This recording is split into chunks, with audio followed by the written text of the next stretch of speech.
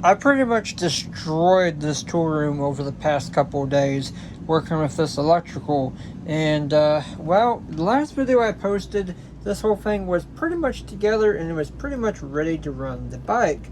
However, now it's a lot different. Why is that? Well, because we lost spark. And the reason for it, I'm not sure of exactly, but I have a good idea of what happened. See, each of these little connectors and stuff, they have little pins, and those pins are crimped onto the wire. You push the connector through, it clips into the connector, and then it doesn't move when you go to push it together. However, in this particular instance, these connectors are different than the ones that I've got here, which I've actually got multiples. I've got kits, I've got different sizes, and they're all different. So, proprietary kit hardware, they're all different, and so I can't use them.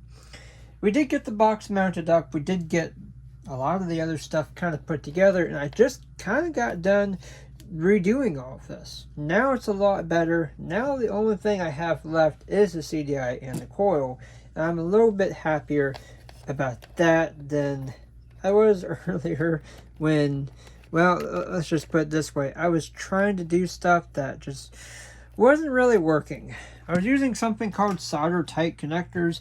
They're supposed to be this marvelous, wonderful, fantastical.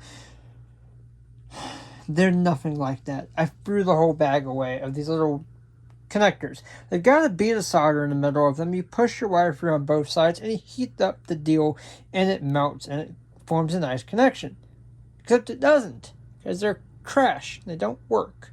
And I found that out pretty quickly. So, yeah, screw that. Anyway, all that aside, like I said, we've got one more connector, really, and that's about it. We also did get the box mounted up. Now, they say if you're going to be dumb, you got to be tough, and I was dumb, and I don't know how tough I am. But I will say this. If you're going to weld stuff, I've got my torch out for a reason. If you're going to weld stuff, don't do it around a gas tank. Don't do it around rubber fuel line. The reason why there's a Cheez-It box is not because I was sitting here working and eating Cheez-Its. It's because, well, I used it to shield the sparks from flying and hitting the gas tank or the rubber hose. Yeah, all we did really was we just welded the back of the bolt to this bracket here that mounts this whole deal. That way, I don't have to worry about sticking a wrench in. Ow, I hit my thumb. I don't have to worry about sticking a wrench in behind there, finagling it in, and just put the box on, tighten the nuts down, be done with it. So, we're going to do that on both sides. We got to redo the other side too. Remember that part of it. Now, I went ahead and bought these bags. I think they were like 25 bucks off Amazon for like 3 of them. Not a bad deal. Now, the reason I bought them was not just throw tools in. That was not the reason at all. I wanted them because I've got a lot of stuff in my toolbox. A lot of stuff. And a lot of big stuff too. I've got jigsaws, angle grinders, other big tools like that. Brake bleeding kits, just all kinds of random stuff. And I was like, boy, it would be nice to free up some of that space and put it in bags. When I need it, I can just pull it out underneath the toolbox. That's the idea.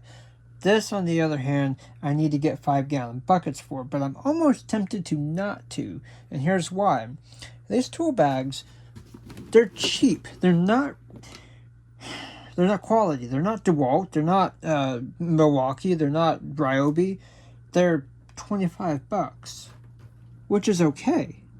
I don't need them to be this pricey deal. They're fine. So I'm tempted to just buy them again because I know they'll be good for what I use them for. I don't know. Let me know what you guys think. I gotta clean up the shop now before I can go to bed. I was supposed to clean the house today. I've got company coming over tomorrow. I can't have this place looking like this. It's a mess. And yeah, we're gonna try and take care of it tomorrow morning.